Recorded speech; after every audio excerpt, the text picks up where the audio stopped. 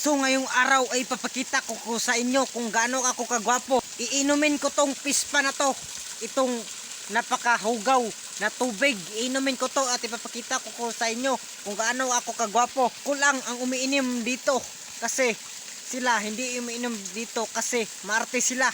Hindi kagaya ko, gwapo, hindi maarte. So itong tubig na to ay marami itong tae. Ito ay napakahugaw.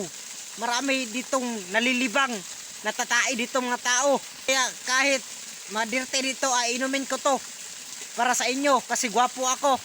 So ito na ang tubig na galing sa pispa, inumin ko na. Ano bang lasa nito? Kung matamis ba o masarap? Masarap sa guys. Parang nature spring.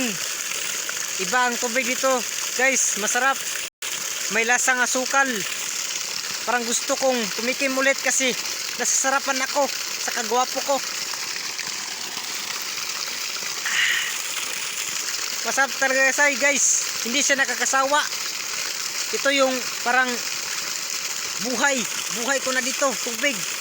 Ang inumin ko.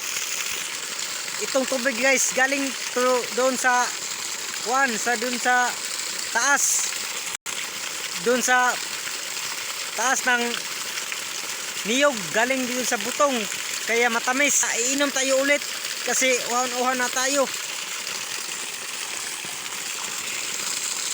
Masarap talaga sa guys. Napagkaniwala, akala ko tubig dito.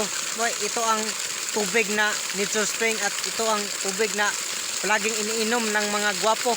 Kaya ako, gwapo ako kasi ito ang iniinom ko, malinis at may lamok at dito ay may